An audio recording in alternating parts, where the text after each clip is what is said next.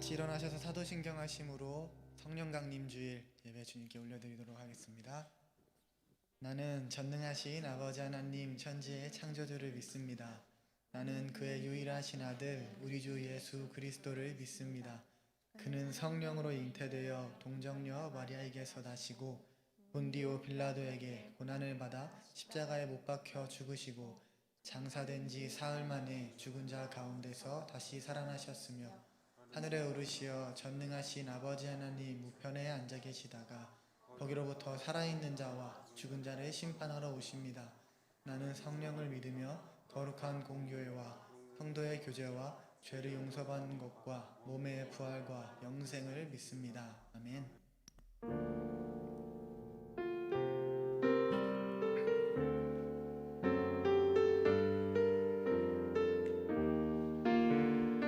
성령이 오셨네. 다 같이 찬양하시겠습니다.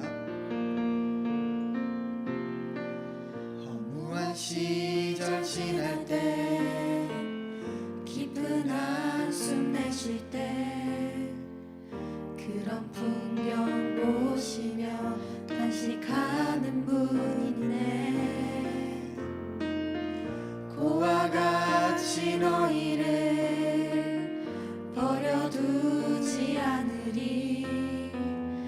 내가 너희와 영원히 함께하리라. 허무한 시절 지날 때 허무한 시절 지날 때 깊은 한숨 내쉴 때 그런 풍경 보시며 단식하는 분인데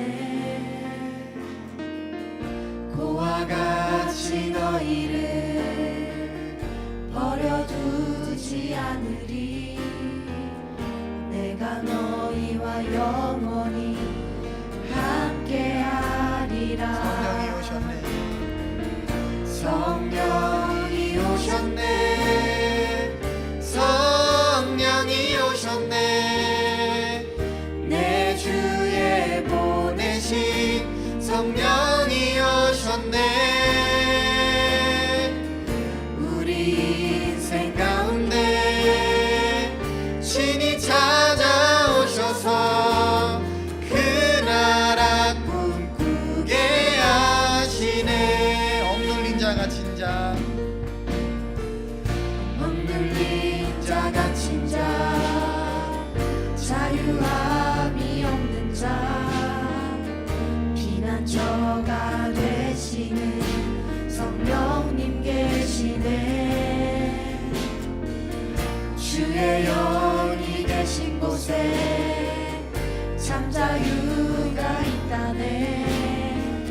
진리의 영이신 성령님 다시 한번 처음부터 찬양하시겠습니다. 오셨네. 억눌린 자가 진자 억눌린 자 갇힌 자 자유함이 없는 자 피난처가 되시는 성령님 계시네. 주의 영이 계신 곳에 참 자유가 있다네. 진리의 영이신 성령이 오셨네. 성령이 오셨네. 성령이 오셨네. 내 주에 보내신 성령이 오셨네. 우리 인생 가운데 신이 찾아오셔서 그 나라 꿈꾸게 하시네. 성령이 오셨네. 성령이 오셨네. 성령이 오셨네. 내 주에 보내신 성령이 오셨네. 우리 인생 가운데 신이 찾아오셔서 그 나라 꿈꾸게 하신 성령이 오셨네. 성령이 오셨네.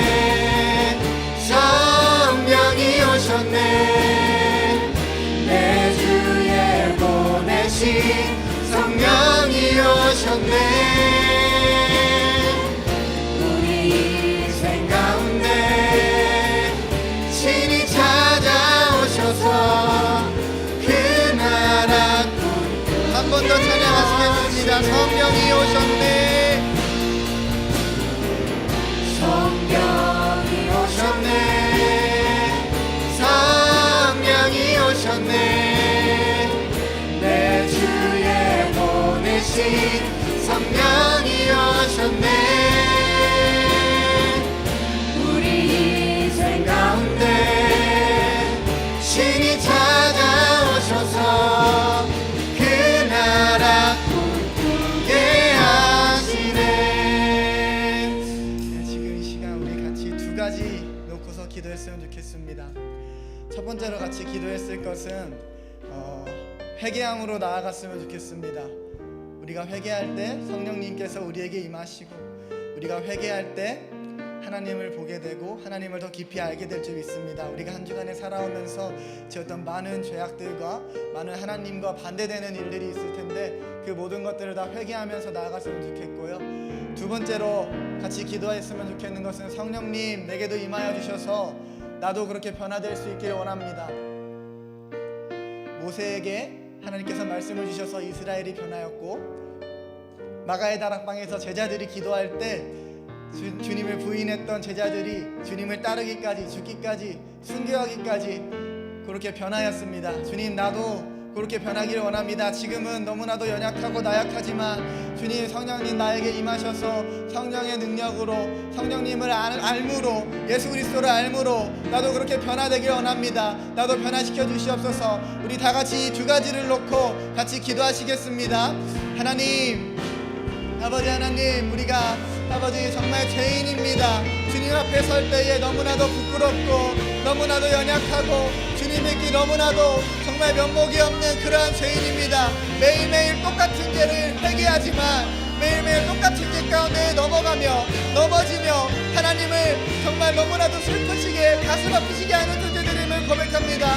주님, 지금 이 시간 아버지 우리의 죄악들이 낱낱이 주님 앞에 고백되고, 아버지 하나님 지금 이 시간 주님 앞에 모든 죄악들이 깨끗하게는 그렇게 되는 이 시간 되기를 원합니다. 아버지, 회개는 기도에서 끝나는 것이 아니요 아버지 우리의 인생에서 아버지 그 회개에 합당한 예배를 맺어갈 때에 아버지 내가 변할 때에 아버지 그때에 진정한 회개가 일어나는 줄을 믿습니다. 하나님, 우리가 이렇게 말로만 입술로만 고백하고 회개하는 것이 아니라 아버지 우리의 삶 가운데에서도 회개에 합당한 열매를 맺는 자가 될 수 있도록 주님 도와주시옵소서. 아버지, 바라고 원하기는 아버지 우리에게도 성령님 임하시길 원합니다. 그리하여 아버지 연약한 나에서부터 아버지 하나님 성령님의 온전한 지배를 받는 정말 성령님의 능력으로 살아가는 아버지 우리가 되길 원합니다. 주님 함께하여 주시옵소서. 제자들이 아버지 성령님이 임하시기 전에는 다 뿔뿔이 흩어지고 아버지 하나님 주를 부인하고 도망갔지만 성령님이 임하시면 온 유다와 사마리아와 땅끝까지 이르러 내 주인이 되리라 하신 그 말씀을 믿으며 아버지 우리 또한 변화되기를 원합니다. 주님, 우리 또한 주님 신실한 주의 종으로 아버지 사용받기를 원하오니 주님 함께하여 주시옵소서. 하나님 감사합니다. 우리가 마가의 다락방에 성령께서 불같이 바람같이 임하셨던 그날을 기억합니다. 그날을 기념하며 아버지 우리가 성령 강림 주일을 아버지 이렇게 주님 앞에 예배로 올려드립니다. 아버지 우리에게도 함께하여 주셔서 아버지 하나님 지금도 살아 역사하시고 지금도 내 안에 계시고 동일한 하나님께서, 동일한 성령님께서 우리에게도 역사하셔서 아버지 제자들이 변하였던 것처럼, 사도들이 변하였던 것처럼 아버지 우리 또한 우리의 인생 가운데에, 우리의 삶 가운데에 거룩한 하나님의 자녀로서 아버지 변화된 삶을 살기 원합니다. 주님, 그렇게 될 수 있는 아버지 예배의 시간, 아버지 우리의 삶이 될 수 있도록 주님 함께하여 주시옵소서. 오늘 예배 가운데에 주님 임재하여 주실 것을 믿습니다. 주님을 볼 때에 주님을 더욱 깊이 알게 될 수 있는 아버지 우리 될 수 있도록 주님 함께하여 주시옵소서. 이 모든 말씀 우리 주 예수 그리스도 이름으로 기도드립니다. 아멘.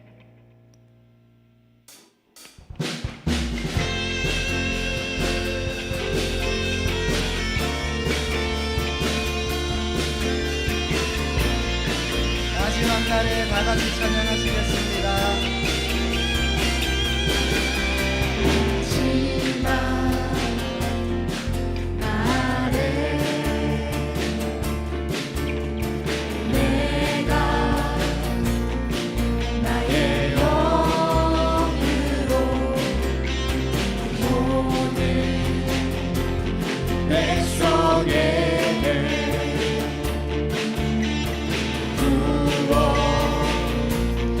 다시 한번 처음부터 찬양하시겠습니다. 마지막 날에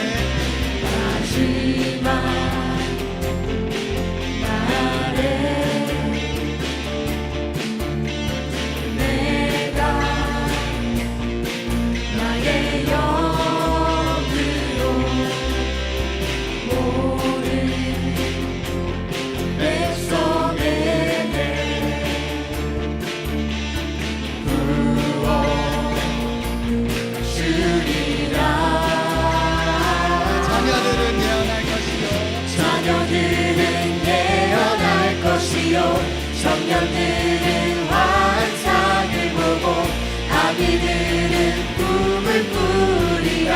주의 영이 자녀들은 예언할 것이요 자녀들은 예언할 것이요 청년들은 환상을 보고 아기들은 꿈을 꾸리라. 주의 영이 임하면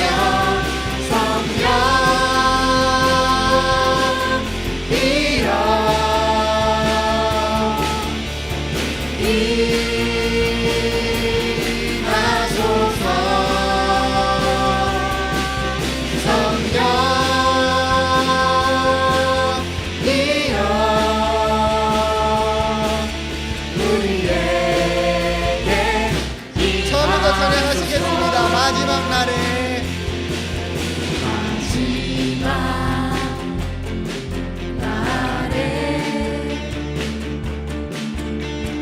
내가 나의 영으로 모든 백성에게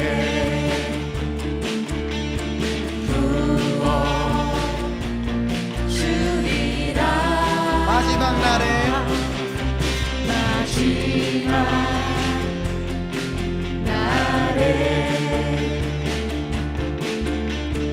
내가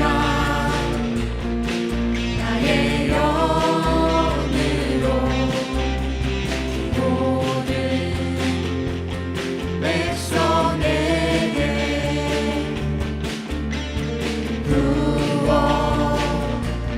부어주리라. 자녀들은 예언할 것이요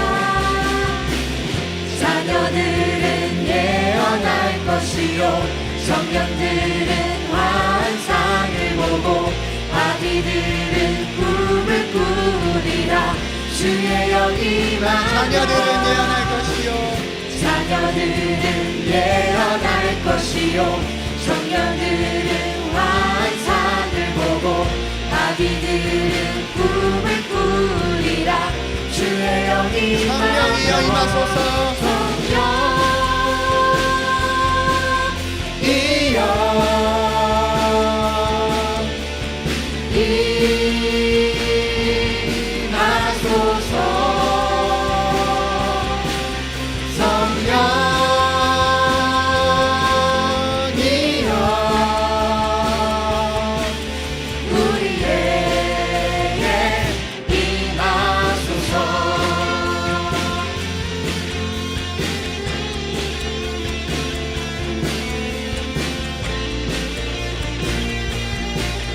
성령이여 임하소서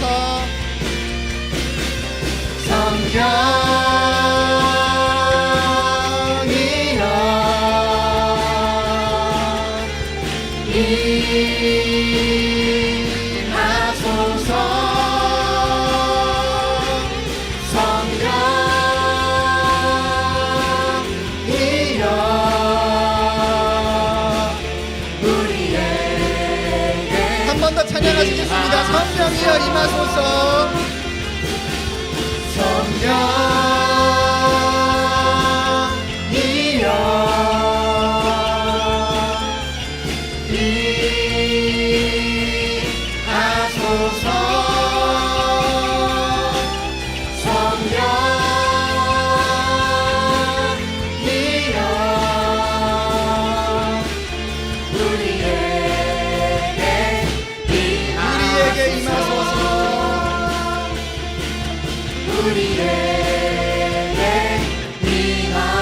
우리에게 임하소서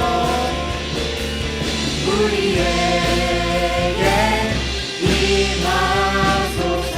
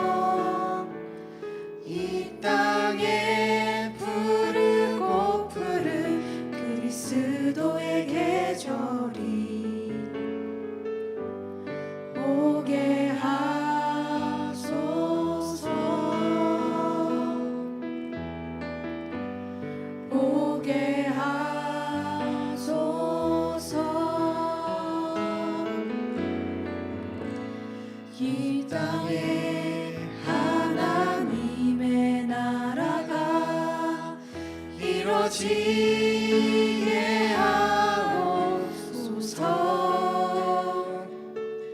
모든 사람의 마음과 교회와 가정에도 하나님 나라가 임하게 하여 주소서. 주의 청년들이 예수의 꿈을 꾸고 인류 구원의 환상을 보게 하소서.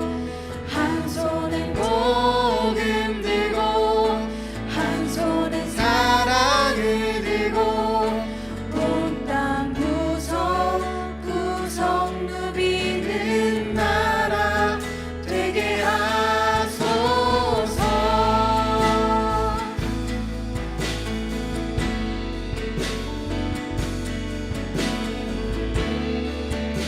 다시 한번 처음부터 찬양하시겠습니다. 민족의 가슴마다 민족의 가슴마다 피 묻은 그리스도를 심어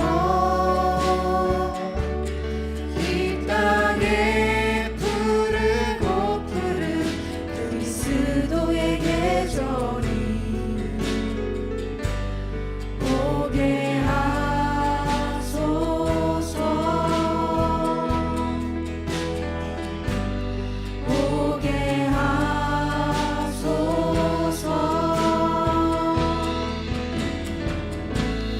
이 땅에 하나님의 나라가 이뤄지게 하옵소서. 모든 사람의 마음과 교회와 가정에도 하나님 나라가 임하게 하여 주소서. 주의 청년들이 예수의 꿈을 꾸고 인류 구원의 환상을 보게 하소서. 한 손에 복음 들고 한 손에 사랑을 들고 온 땅 구석구석 누비는 나라 되게 하소서. 주의 청년들이 예수의 꿈을 꾸고 인류 구원의 환상을 보게 하소서. 한 손에 복음 들고 한 손에 사랑을 들고 온 땅 구석구석 누비는 나라 되게 하소서. 이 땅 구석구석에서 예수를 주로 고백하게 하소서.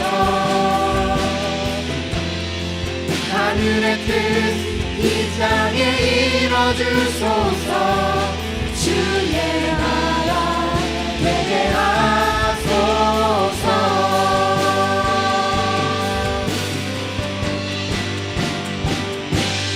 주의 청년들이 예수의 꿈을 꾸고 인류 구원의 환상을 보게 하소서. 한 손에 복음 들고 한 손에 사랑을 들고 온 땅 구석구석 누비는 나라 되게 하소서. 주의 청년들이 예수의 꿈을 꾸고 인류 구원의 환상을 보게 하소서. 한 손에 복음 들고 한 손에 사랑을 들고 온 땅 구석구석 누비는 나라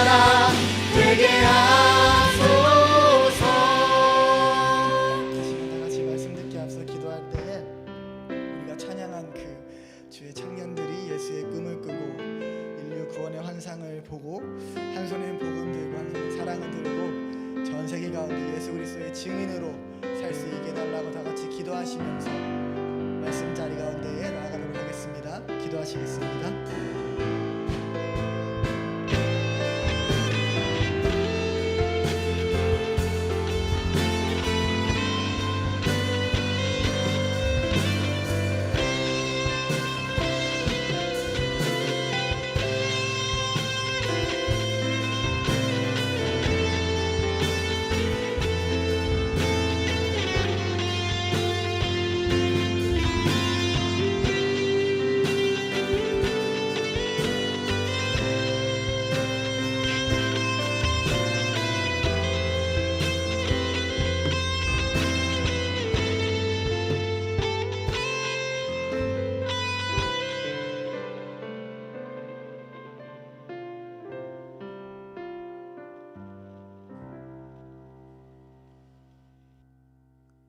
우리의 아픔을 아시며 치유하여 주시는 하나님 아버지, 오늘도 이 자리에 모여 예배드리게 하여 주심에 감사드립니다.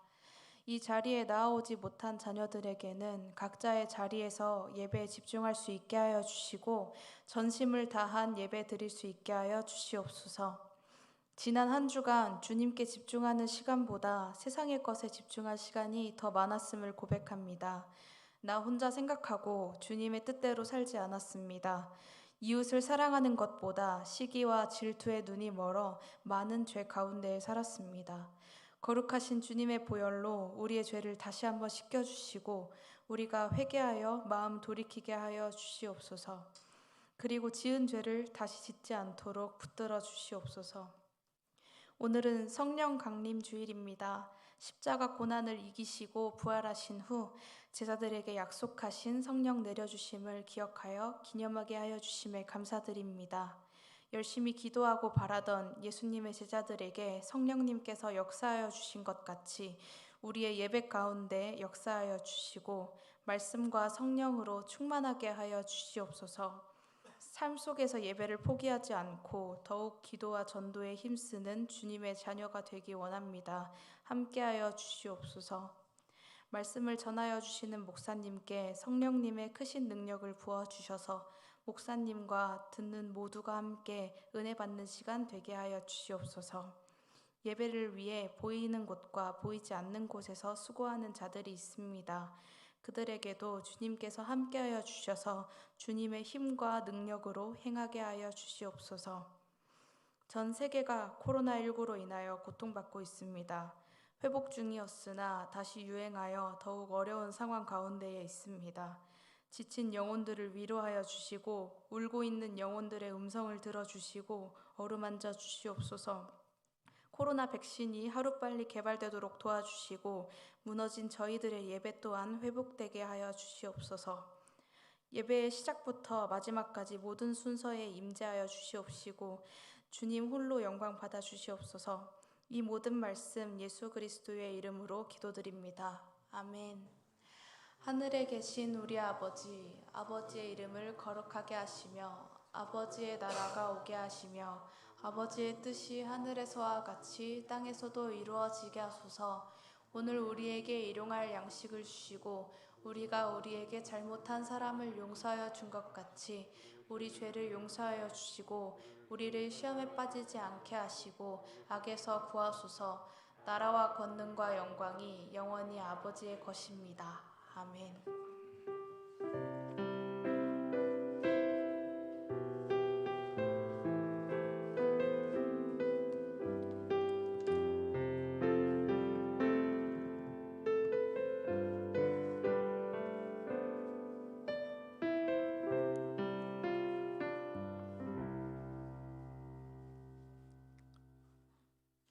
하나님의 말씀은 요한복음 16장 4절부터 11절까지의 말씀입니다. 요한복음 16장 4절 하반절부터 11절까지의 말씀입니다.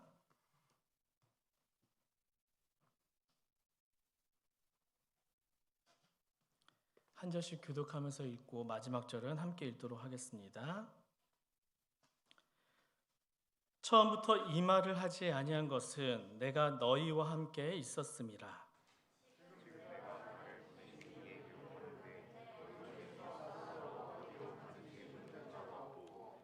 도리어 내가 이 말을 함으로 너희 마음에 근심이 가득하였도다.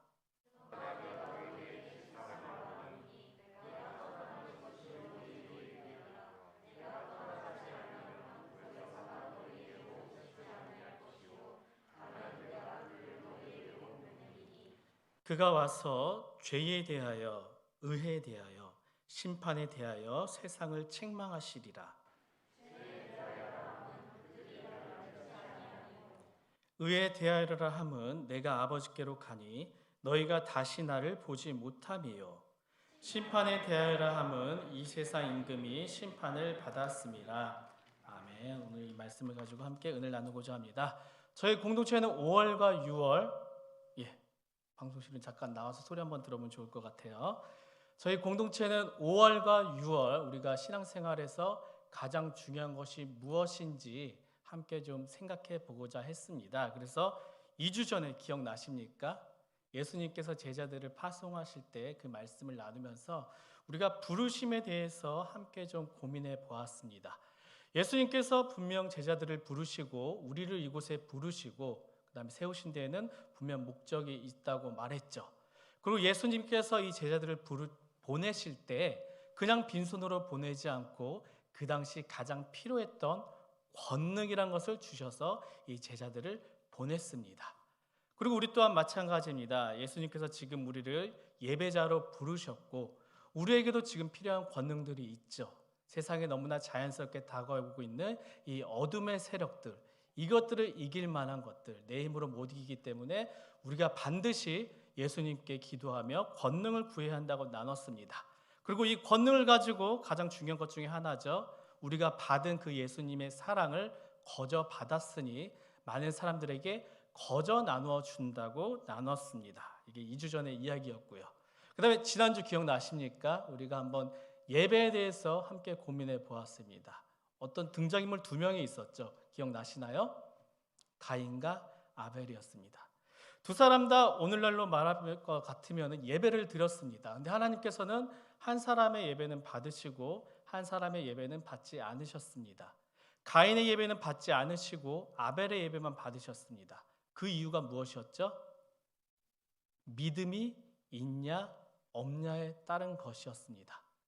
오늘도 우리는 예배를 드리고 있습니다. 과연 지금 여러분 마음에는 믿음이 있으십니까? 굉장히 믿음이라고 말하면요, 굉장히 주관적으로 생각할 때가 저희가 많이 있죠. 막연한 것. 근데 믿음은요, 구체적인 것입니다. 우리 실생활에 나타나야 됩니다. 그래서 지난주에 이야기했었죠. 믿음은 다른 것이 아니라 우리가 간절히 바라는 것들에 대한 증거이며 확신이라고 이야기했습니다. 그래서 제가 집에 가는 이야기하면서 밤늦게까지 일하다 보면은 아내가 뭘 차려주겠지 기대하며 가는 것. 우리가 어떠한 어둠에 있을지라도 그 가운데 흔들리지 않고 분명히 하나님께서 나를 여기서 건져주실 거야. 지금은 너무나 깜깜해 보이지만 분명 하나님께서는 어떠한 빛을 예비해 두셨을 거야. 그것을 알고 있는 것, 그것이 바로 믿음이라고 했습니다. 그 믿음을 가지고 우리가 지금 예배를 드리고 있다면요, 이 예배는 아벨의 예배처럼 하나님께서 기뻐 받으시는 예배가 될 수가 있습니다. 근데 그 반대로 내 몸만 여기 있습니다. 내 생각은 이미 저기 나가서 자유롭게 돌아다닙니다. 그런데 중요한 것, 여기 다 같이 앉아 있지만 그러한 마음을 가지고 그러한 믿음인 것처럼 착각하는 마음을 가지고 드리는 예배는 하나님께서 받으시지 않는다고 우리가 지난주에 이야기했습니다. 오늘은요, 신앙생활 또 가장 중요한 것 중에 하나에 대해서 이야기하고자 합니다. 바로 성령입니다. 여러분 혹시 이별을 경험해 보신 적 있으십니까? 여러 가지 이별이 있을 수 있습니다. 때로는 가까운 친구와의 갑작스러운 이별을 경험할 때도 있습니다. 때로는 가깝던 이 사랑하는 여인과 이런저런 이유로 이별을 경험할 때도 있습니다. 때로는 너무나 사랑하는 부모님과 이별을 할 때도 있습니다. 이 이별 가운데는 준비할 시간이 충분히 주어지는 이별도 있는 반면에 갑작스럽게 예상치도 못한 이 이별이 찾아올 때도 있습니다. 때로는 우리가 상상조차 하기 싫은 이별들이 있죠. 저도 이제 나이 40이 넘었는데 아직도 이 아버지와 어머니와 이 이별을 생각하면은 이상하게 막 상상이 안 됩니다. 그렇다고 제가 뭐 매일 전화를 드리면서 아버지 사랑합니다, 어머니 사랑합니다 이렇게 고백하는 건 아니지만 이상하게 부모님이 없는 이 세상은 아직도 상상이 좀 안 되고 있습니다. 오늘 본문은요, 이별 이야기입니다. 예수님께서 이제 제자들과 헤어질 준비를 하십니다. 십자가를 향해 한 걸음 더 가까이 가기 위해 예수님께서는 이제 제자들과 이별을 준비하십니다. 저희 부모님께서 제가 고등학교 2학년 때 이 보름 정도의 긴 여행을 가신 적이 있어요. 저희 마음에 막 기쁨이 넘치죠. 아, 이제 자유다. 근데 그때 저희 누나는 이제 고3이었고 저희 형은 군대에 있었습니다. 그래서 결국 이 보름이란 시간 동안 살림 담당, 주방 담당은 이제 제가 맡게 되었는데 이 고이, 그것도 남학생에게 이 맡기는 이 어머니의 마음이 그렇게 편하지 않습니다. 여행 가시는 그 아침까지 범이야, 밥은 이렇게 해야 되고 반찬은 여기 있고 너 강아지 굶기면 안 된다 이렇게 말씀하시다가 딱 출발하시기 전에, 차에 타시기 전에 메모 하나를 주세요. 이만한 편지 같은 거였는데 거기에 제가 2주 동안 해야 할 일을 막 요목조목하게 막 다 적어 놓으셨더라고요. 지금까지 해왔던 말씀의 엑기스였습니다. 그리고 이제 부모님께서는 출발하셨어요. 2주 동안 이 어머님께서 주셨던 그 메모 편지 하나 때문에 저는 다행히 무사히 고3 누나도 잘 챙겨드리고 밥과 살림을 성공할 수 있었습니다. 예수님께서는 이 자신과의 이별로 인해 앞으로 이 충격을 받게 될 제자들을 미리 준비시키고자 하십니다. 육신으로 떠나시기 전에 제자들에게 그동안 함께하면서 가르쳐 주셨던 것, 그 중에 가장 중요한 엑기스를 정리하시면서 말씀하시는 부분이 바로 오늘 우리가 나눌 본문입니다. 이 시간 이 말씀을 통하여서 우리 신앙생활 가운데, 교회 생활 가운데 가장 중요한 부분을, 성령에 대한 부분을 다시금 우리가 확인해 보며 붙잡는 시간이 되길 간절히 바랍니다. 오늘 본문이 요한복음 14장부터 17장은 예수님께서 이 제자들에게 이제 하시는 고별 메시지입니다. 14장부터 17장까지 그런 내용인데 그중 14장부터 16장까지는 이제 제자들과 예수님 관계에서 나 이제 너희들 떠날 것이다 그러면서 제자들을 가지 마세요 막 이런 마음을 가지면서 서로 주고받는 이야기가 14장부터 16장까지의 이야기고, 맨 마지막 17장은요 대제사장적 기도라고 해서 이제 예수님께서 근심하는 이 제자들을 위해 간절하게 기도를 드리는 하나의 고별 기도입니다. 그 기도를 드리기 바로 전의 내용이 바로 오늘 본문인 16장입니다. 오늘 본문 앞에 상황을 잠시 볼까요? 14장에서 이제 예수님께서 제자들에게 어떻게 보면 굉장히 좀 당황스럽고 섭섭한 말씀을 하십니다. 14장 1절부터 4절까지인데 같이 읽도록 하겠습니다. 14장 1절부터 4절까지입니다. 너희는 마음에 근심하지 말라. 하나님을 믿으니 또 나를 믿으라. 내 아버지 집에 거할 곳이 많도다. 그렇지 않으면 너희에게 일렀으리라. 내가 너희를 위하여 거처를 예비하러 가노니 가서 너희를 위하여 거처를 예비하면 내가 다시 와서 너희를 내게로 영접하여 나 있는 곳에 너희도 있게 하리라. 내가 어디로 가는지 그 길을 너희가 아느니라. 예수님께서 제자들에게 이제 먼저 이별에 대해 이야기하세요. 뭐라고 말하냐? 야, 나 아버지 집에 가야 돼. 근데 거기다가 예수님께서 내가 이 아버지 집에 가게 되는데 너희는 내가 그 아버지 집이 가는 그곳 어디를 가는지를 알 것이라 이야기합니다. 제자들 입장에서 이러한 이야기를 듣는데 얼마나 답답하겠습니까? 그동안 이야기를 보면은요, 예수님과 함께였기 때문에 제자들은 든든했습니다. 예수님과 함께하니 아픈 사람도 나았습니다. 예수님과 함께하니 하나님의 아들이라고 심지어 귀신마저도 힘을 못 씁니다. 때로는 몇 개의 빵으로 예수님과 함께하니 많은 사람들이 배불리 먹기도 하였습니다. 때로는 예수님과 함께하니까 폭풍과 같은 이 파도도 별것 아니었습니다. 영원히 함께하며 이러한 기적들을 끊이지 않고 보여주시지 않았던 그 예수님께서 제자들에게 오늘 이별을 말씀하십니다. 제자들 너무 답답하고 충격적이었습니다. 그 누구도 그 말을 듣고 고요하게 먼저 말을 꺼내지 못하고 있었습니다. 그때 이 머리 회전이 빠른 도마가 하나의 질문을 합니다. 예수님, 우리는요 솔직히 예수님께서는 안다고 하지만 어디로 가는지 그 길을 알지 못합니다. 그러자 예수님께서는 다시 말씀하십니다. 14장 6절 7절입니다. 내가 곧 길이요 진리요 생명이니 나로 말미암지 않고는 아버지께로 올 자가 없느니라. 너희가 나를 알았더라면은 내 아버지도 알았으리로다. 이 말을 들은 빌립은 이 예수님께 아버지 하나님을 보여달라고 말합니다. 하지만 그런 빌립을 보시면서 예수님께서 말씀하시죠. 야, 네가 나와 그렇게 오래 있으면서도 왜 나를 알아보지 못하느냐? 나를 본 자가 바로 아버지를 본 것이며 내가 아버지 안에 거하고 아버지는 내 안에 있다. 그렇게 말씀하셔서 예수님께서는 이제 나는 비록 너희와 이별을 할 것이지만 너희에게는 성령이 올 것이라 말씀하십니다. 성령이 오셔서 때로는 변호사로, 때로는 친구로, 때로는 위로자로, 때로는 진리의 영으로 이 제자들과 함께할 것이라고 말씀하십니다. 그런데 제자들은요, 이 예수님의 이 말을 듣고도 마음에 와닿지가 않습니다. 여전히 이 제자들은 이 성령의 이야기에 관심이 없습니다. 예수님과의 이 이별, 이 충격이 이미 제자들을 꽉 채우고 있었습니다. 예수님께서는 앞으로 이 제자들을 비롯한 우리 신앙생활의 가장 중요한 것, 신앙생활의 승패를 결정지을 수 있는 가장 중요한 이 성령짐에 대해서 말씀하시는데 제자들의 시선은요, 여전히 예수님과의 이별에만 고정되어 있었습니다. 여러분, 이 이야기는요, 비단 제자들만의 이야기가 아닙니다.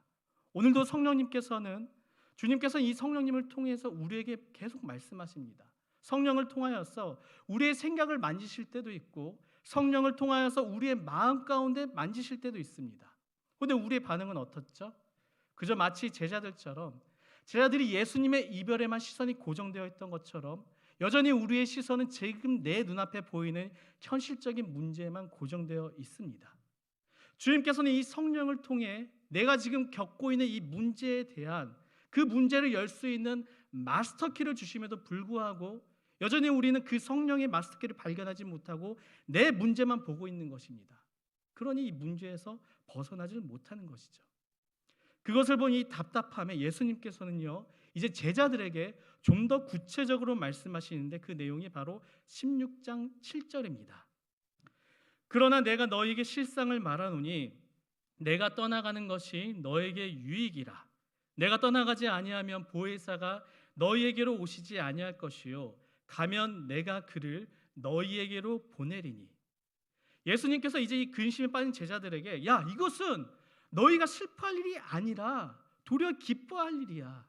예수님께서는 그 이유를 성령에 두시면서 우리 지금 이 헤어짐 있지, 이 이별은 나를 위한 것이 아니라 바로 너희들을 위한 이별이라고 예수님께서는 말씀하십니다. 어떻게 예수님이 떠나시고 성령님이 오시는 것이 제자들에게 그리고 지금 우리에게 유익이 될 수 있을까요? 거기에는 여러 가지 이유가 있습니다.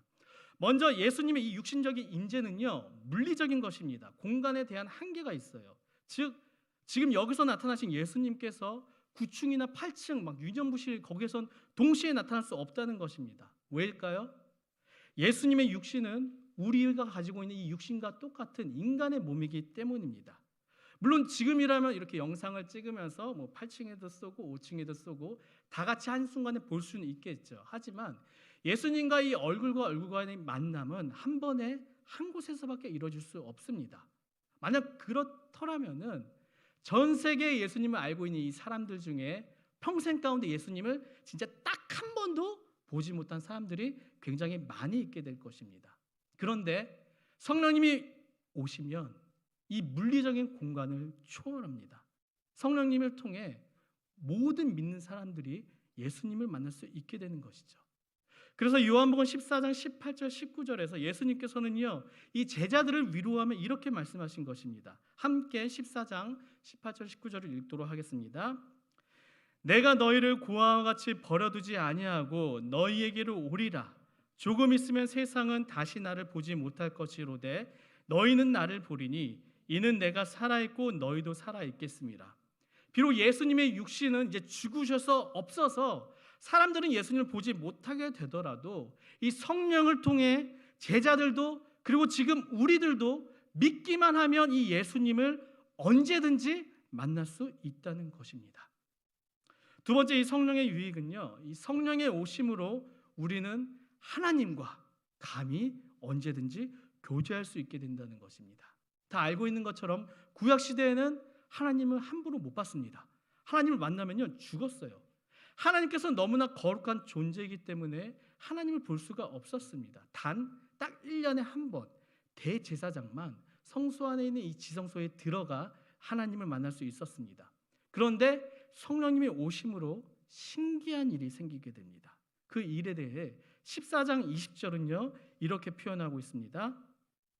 그날에는 내가 아버지 안에 너희가 내 안에 내가 너희 안에 있는 것을 너희가 알리라. 굉장히 좀 헷갈리죠. 성령을 통해서 예수님께서 우리 안에 있다는 것입니다. 그리고 예수님께서 아버지 안에 있는데 그 아버지 안에 있는 예수님 안에 우리가 있고 반대로 우리 안에도 이 예수님이 있다고 하시는 거예요. 즉 예수님과 우리가 서로 안에 있기 때문에 우리가 하루 너무나 평범한 일상 가운데서도 예수님과 교제를 나눌 수 있고 궁극적으로는 하나님과도 교제를 나눌 수 있다는 것입니다. 마지막 세 번째로 이 성령님께서 오시면요 성령님을 통해 예수님의 가르침을 생각나게 합니다. 14장 26절이에요. 보혜사 곧 아버지께서 내 입으로 보내실 성령 그가 너희에게 모든 것을 가르치고 내가 너희에게 말한 모든 것을 생각나게 하리라. 이 말이 무엇이냐? 우리가 이 성령 말씀을 들어요. 어디로 듣죠? 예, 귀로 들어요. 입으로 듣지 않아요. 귀로 듣습니다. 근데 이 말씀을 우리가 깨닫고 말씀을 통해 도전을 받는 것은 귀로 들은 말씀이 우리 마음에 내려와서 그 말씀이 내 안을 깨트리고 행동으로 이어져야지만 일어날 수 있는 일입니다. 이 모든 과정들이 내 힘으로 되는 것이 아니라 성령님이 오심으로 나와 함께할 때 일어날 수 있다는 것이에요.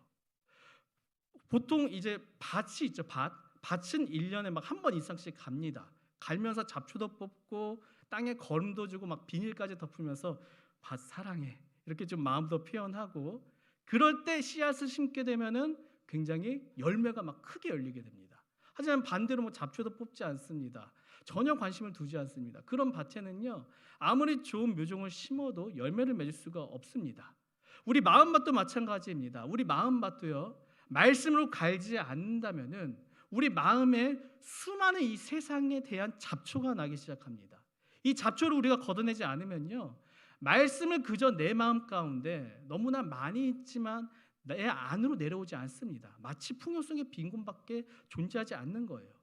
말씀을 들었을 때 들은 말씀이 다른 사람의 이야기가 아니라 나의 말씀이 되며 그 말씀으로 인해 나의 마음이 깨지며 갈아지며 거듭나게 하는 그분이 바로 성령이라는 것입니다.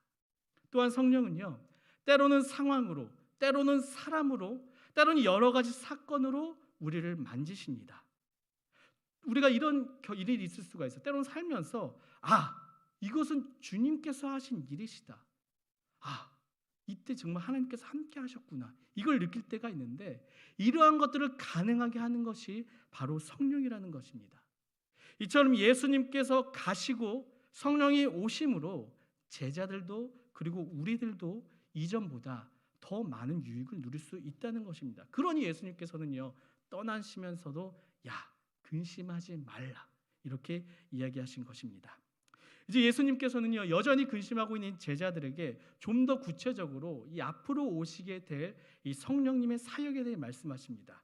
요한복음 16장 8절인데요 유진 피터슨의 이 메시지 버전으로 함께 읽어보도록 하겠습니다. 그분이 오셔서 죄와 의와 심판에 대해 하나님을 모르는 세상의 관점이 잘못되었다는 것을 드러내실 것이다. 이 구절을 보면은요 앞으로 성령이 이 땅에 오셔서 이 세상의 관점이 잘못되었다는 것을 드러낸다고 말씀하시는데요. 그것에 대해 세 가지, 이 세상이 모르고 있는 것 혹은 잘못 알고 있는 것에 대해 성령은 이야기한다고 합니다. 세 가지 중에 첫 번째는요. 죄에 대한 관점입니다. 여러분, 성령이 오시면요. 나의 죄를 드러내게 되고 나의 죄를 깨닫게 하십니다. 이전에는 내가 하는 이 행동들이 죄인 줄 몰라요. 그렇기 때문에 알면서도 때론 모르면서도 계속 죄를 짓게 되는 것입니다. 때로는 이렇게 말할 때도 있죠. 다른 사람들 다 이렇게 하잖아. 괜찮아. 나라고 뭐 달라? 이렇게 자기 합리화까지 하면서 죄를 계속 짓고 있는 것입니다. 그런데 이 성령이 오시면요, 우리의 죄들이 훤히 드러나 도저히 그 드러난 죄를 바꾸지 않고서는 내 자신을 못 견디게 만듭니다. 그 잘못됨에서 완전히 180도 턴하게 만듭니다. 이것을 잘 보여주는 이 성경의 이야기가 바로 사도행전 2장에 나오는 오순절 다락방 사건의 이야기예요. 우리가 알고 있는 것처럼 유대인들은 예수님을 처음부터 믿지 않았습니다. 완강히 부인했습니다. 그래서 결국에는 예수님을 십자가에 달려 죽게 한 것이죠. 그 유대인들이 모여있는 다락방에서 같은 유대인들이에요. 그 후손들이나 그 유대인들이 모여있는 다락방에서 이제 베드로가 오순절 날에 성령 충만하여서 말씀을 전합니다. 뭐라고 전하냐? 너희들이 예수님을 십자가에 달려 죽게 한 것이다. 여러분, 보통 죄가 충만하게 되면은요, 내가 지은 이 죄가 누군가에게 드러나게 될 때 우리 안의 죄성으로 인해 그것을 어떻게든 덮으려고 막 별의별 추악한 모습을 다 보이게 됩니다. 하지만 이 베드로의 설교를 들은 유대인들은요, 너무나 예상치 못한 반응을 보이게 돼요. 사도행전 2장 37절 말씀입니다. 그들이 이 말을 듣고 마음에 찔려 베드로와 다른 사도들에게 물어 이르되 형제들아, 우리가 어찌할꼬 하거늘? 우리가 어떻게 해야 됩니까? 어떻게 갑자기 이들 안에서 말도 안 되는 이러한 고백이 나오게 된 것일까요? 만약 이들이 뭔가 새로운 것을 발견했을 때, 뭔가 알지 못한 학문을 발견했을 때 정말 수용적으로 잘 받아들이는 사람이었더라면요, 예수님을 그렇게 십자가에 달려 죽게 하지도 않았을 것입니다. 이 갑작스런 이 유대인들의 반응, 이것은 성령이 함께 하시니 가능케 된 것입니다. 성령은요, 내 안의 죄를 자꾸만 드러내게 합니다. 왜일까요? 죄가 좀 무서운 것이, 죄는요, 하나의 누룩처럼 계속 숨으려고 합니다. 계속 깊은 곳으로 들어가 나의 삶에 그 누룩이 퍼지는 것처럼 나의 삶의 죄가 점점 퍼지게 만들어요. 결국엔 그 죄로 인해 염증이 생기고 이 죄 염증으로 인해 결국엔 우리 영혼을 썩게 만듭니다. 그러나 성령이 오시면요, 그 내려가 숨고 있는 이 죄를 자꾸만 표면 위로 올라오게 만듭니다. 내 마음 위로 올라오게 만들어서 내 마음을 정말 오늘도 내가 죄를 졌구나, 이렇게 마음을 무겁게 만들어서 행동으로 이어지게 하고 다시는 그 죄를 못 짓게 만듭니다.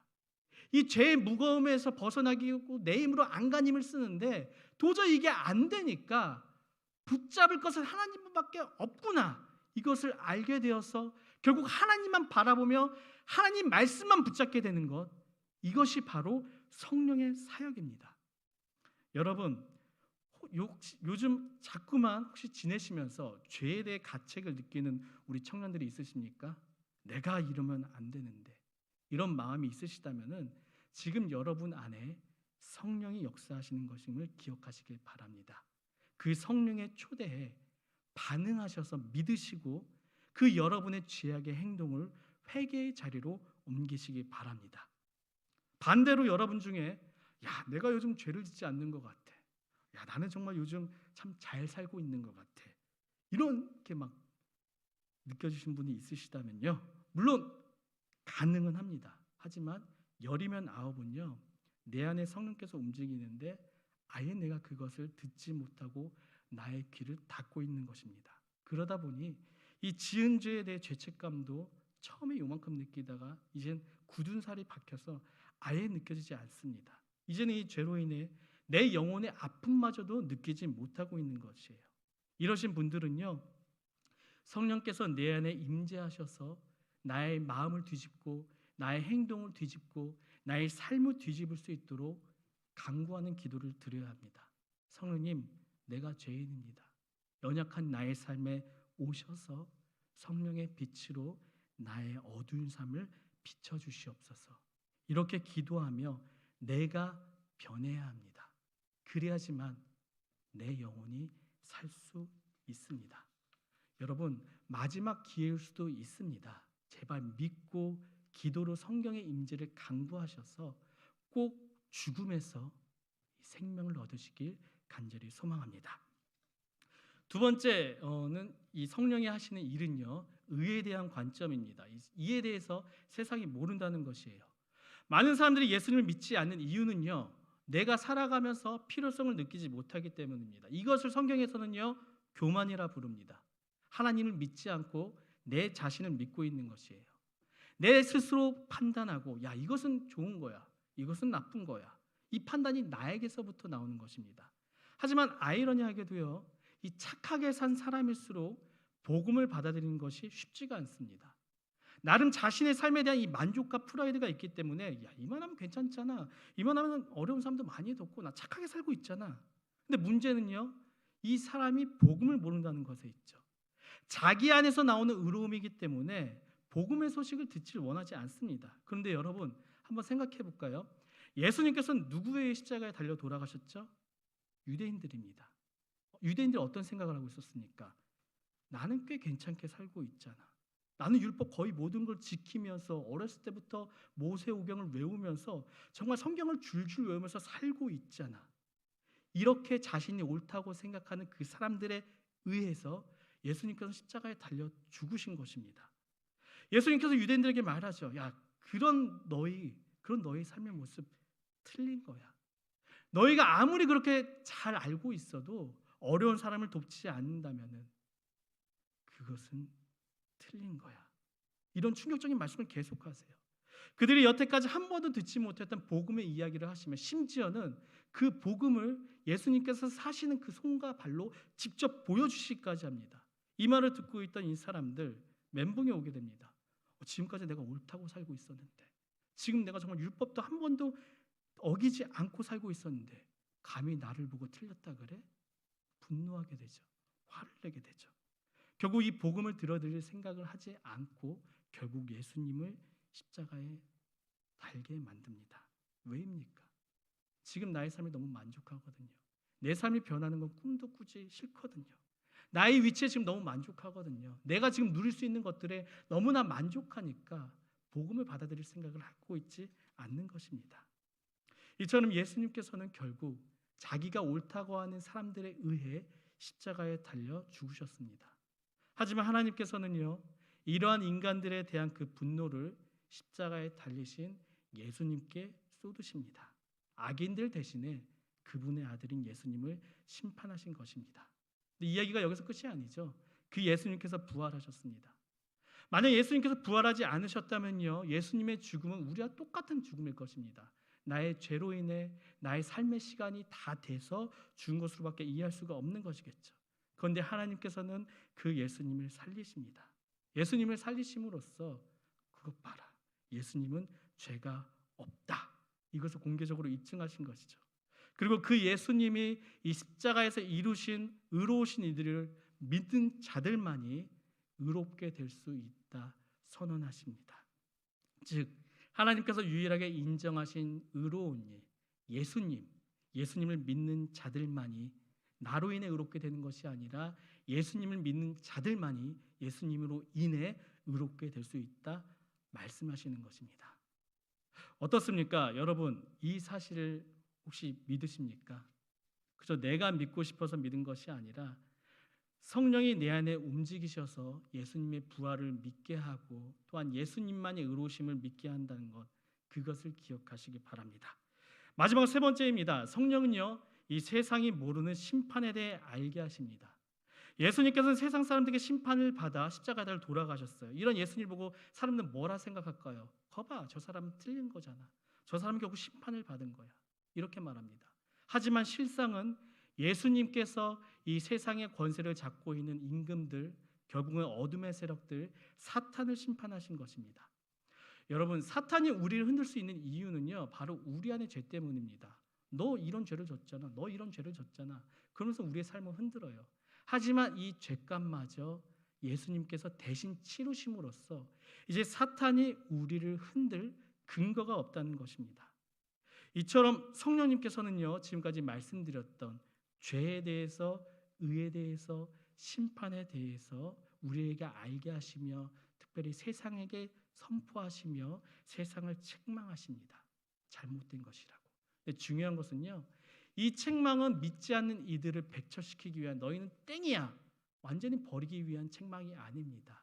모르는 이들을 알게 하고 믿게 함으로써 다시금 하나님 나라에 들어오게 하려는 성령의 사역입니다. 말씀을 마치고자 합니다. 오늘은 성령 강림 주일입니다. 성령, 어떻게 보면요 굉장히 좀 어렵게 느껴질 때가 있습니다. 예수님께서는요 오늘 말씀 가운데 이 제자들에게 이제 이별을 말씀하십니다. 그리고 이 이별은 제자들을 위한, 그리고 우리를 위한, 그리고 나를 위한 이별이라고 말씀하십니다. 예수님께서 십자가에 달려 돌아가셨습니다. 그리고 성령은 제자들에게 임했습니다. 그리고 성령은 이미 오늘 우리에게도 임하셨습니다. 성령은 지금도 우리 안에서 죄에 대해서, 의에 대해서, 심판에 대해서 바르게 알게 하십니다.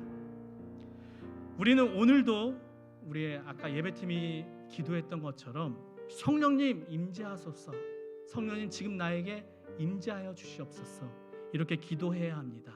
이 기도는요 이미 오신 이 성령을 다시 초청하자는 것이 아닙니다. 이 기도는 이미 임하신 이 성령을 통하여서 내 안에, 우리 안에 다시금 이 성령의 일하심이 일어나 이 성령의 열매가 맺게 하자는 이 간구의 기도입니다. 이 간구의 기도는요 내 안에 열매를 맺게 돼요. 어떠한 열매인가요? 사랑, 희락, 화평, 오래 참음, 자비, 양성, 충성, 온유, 절제, 정말 감당하지 못할 그러한 열매들을 내 안에, 내 입술과 내 손과 발로 맺게 하는 것입니다. 그래서 우리는요 계속해서 이 성령 감림 주일뿐만 아니라 우리 삶 가운데 성령님 지금도 나에게 임재하여 주셔서 우리를 만져 주십시오, 이런 성령의 임재를 구하는 기도를 해야 합니다. 사랑하는 우리 청년들, 성령은 오늘도 마치 고와 같이 느껴지는 우리, 영적으로 너무나 외로움을 느끼는 우리, 마치 나 혼자 살고 있는 것 같은 이 세상 가운데 우리를 버려두지 않으시고 우리와 함께 하십니다.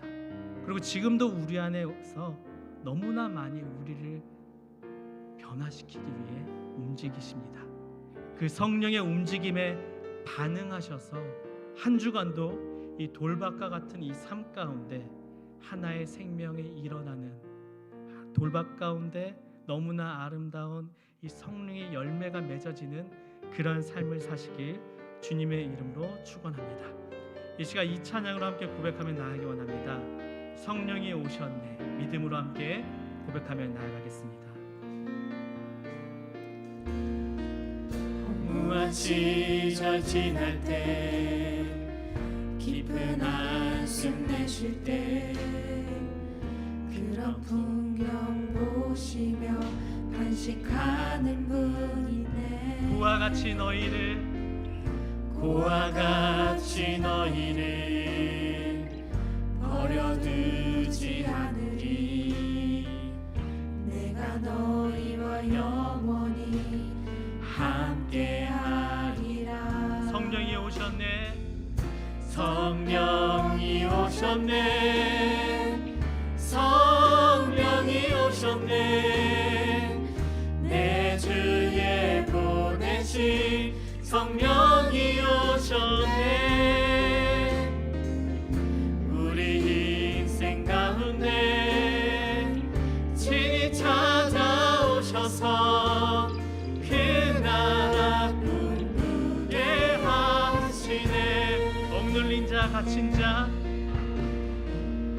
억눌린 자, 갇힌 자, 자유함이 없는 자, 피난처가 되시는 성령님 계시네. 주의 영이 계신 곳에, 주의 영이 계신 곳에 참 자유가 있다네. 진리의 영이신 성령이 오셨네. 성령이 오셨습니다. 성령이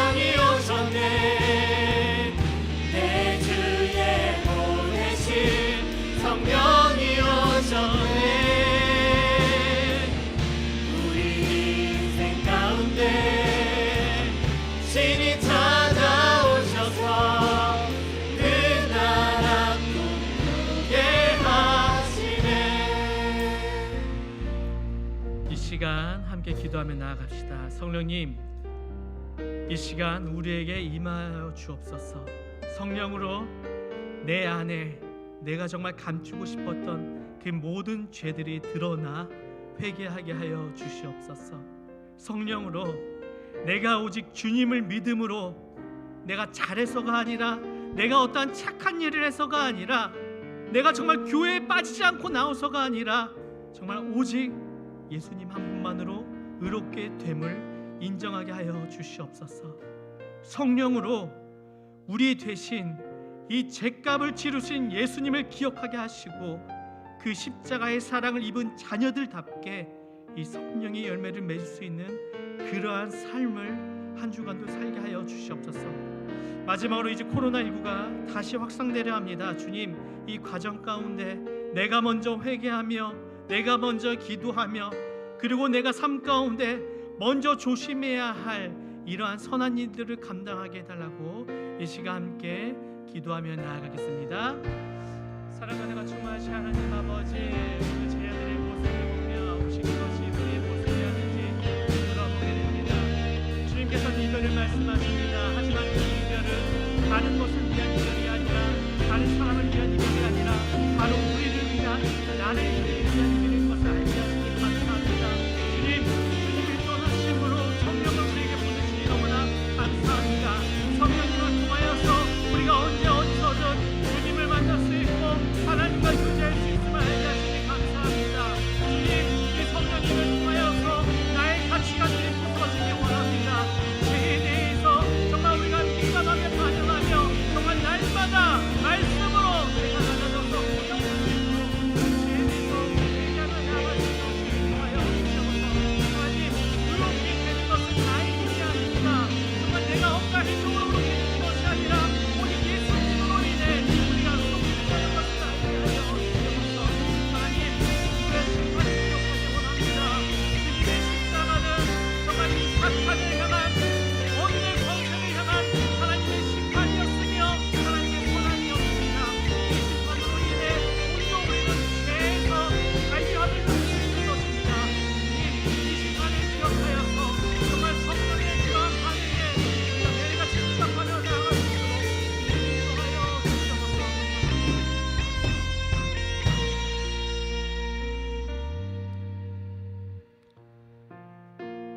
하나님 아버지, 이 시간 제자들과 예수님의 이별의 모습을 보면서 더 좋은 성령을 보내주시는 그런 하나님의 계획과 하나님의 사랑을 발견하게 됩니다. 성령님이 우리에게 임재하심으로 죄에 대해 알게 하시니 감사합니다. 우리가 알게 모르게 지은 죄에 대해 성령의 빛이 비칠 때 우리가 그것에 반응하여서 회개하며 나아갈 수 있도록 우리를 인도하여 주시옵소서. 성령을 통해 과연 예수님으로 통하여 우리가 의롭게 된다는 것을 발견하게 됩니다. 내가 어떠한 선한 일을 해서 정말 하나님한테 인정받는 것이 아니라 오직 한 분 예수님으로 인해 우리가 하나님 나라에 들어가는 것을 알게 하시니 감사합니다. 성령으로 인해 예수님의 십자가로 사탄은 패배하였고 믿는 이들이 승리하는 것을 알게 하시니 감사합니다. 한 주간도 이 성령의 초대에 성령의 반응에 우리가 민감하게 반응할 수 있도록 우리의 삶을 인도하여 주시옵소서. 이 모든 말씀 살아계신 우리 예수 그리스도의 이름으로 간절히 기도드립니다.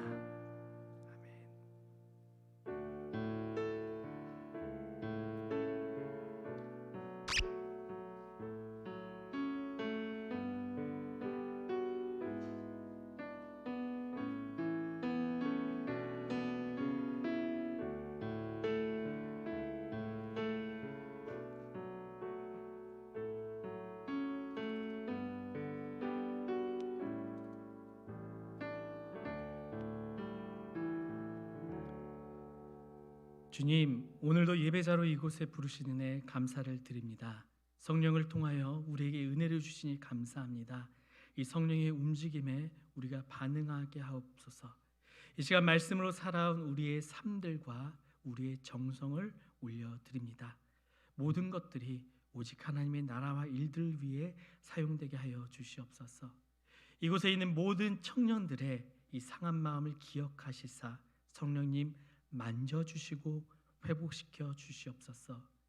예수님의 이름으로 기도드리오며 이제는 성령을 오시게 하기 위해 십자가에 달리신 예수 그리스도의 은혜와 성령을 보내신 하나님의 사랑과 언제나 우리의 친구로서 변호해 주시는 성령의 감동감화 교통하심이 성령의 역사를 위해 깨어 기도하며 회개하며 열매를 맺으며 성령에 민감하게 반응하는 청년이 되길 소망하는 이곳에 모인 우리 청년들 위해, 그들의 삶 위해, 그리고 이곳에 모인 성도님들 위해 이제부터 영원까지 함께 하시기를 간절히 축원하옵나이다. 아멘.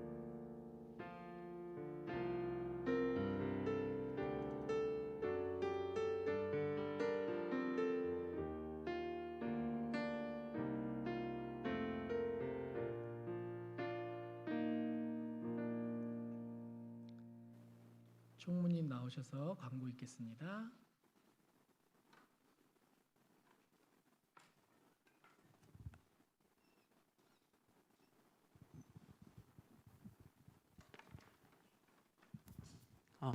안녕하십니까. 샬롬. 네, 바로 광고 시작하도록 하겠습니다. 네, 오늘은 성령 강림 주일이에요. 네, 그 주보에도 이렇게 저렇게 다 나와 있거든요. 이렇게 제가 또 읽으면 다들 귀찮아하실 것 같으니까 다들 주보를 읽고 한 번씩 읽어주시면 감사하겠습니다. 네, 예배를 위한 기도회가 매주 주일 낮 12시 45분부터 이 청년부실에서 항상 있거든요. 그러니까 저희 함께 이렇게 기도하실 분들은 오셔서 기도를 같이 하면 좋을 것 같습니다. 네, 순모임은 당분간 코로나19로 인하여 없을 예정이고요. 네, 마가복음 성경 통독 하신 분들은 바람이나 목사님이나 임원들에게 연락 주시면 저희가 소정의 선물을 이렇게 드리니까 꼭 해주시면 감사하겠습니다. 그리고 저희가 이제 코로나가 다시 이렇게 막 장난을 치잖아, 이 자식들이 죽으려고. 그러니까 저희가 또 이렇게 한 주간 또 열심히 이제 손 소독 잘하고 마스크도 잘 써서 자 이렇게 한 주간 또 파이팅하고 다음 주에 웃는 얼굴로 만날 수 있으면 좋을 것 같습니다. 그러면 다들 조심히 들어가세요. 그리고 그 처음 오신 분, 이게 뭐 지수 누나나 이렇게 오랜만에 오신 분들 그 밖에 나가시면 이제 텀블러 가져가시면 되겠습니다. 네, 조심히 들어가.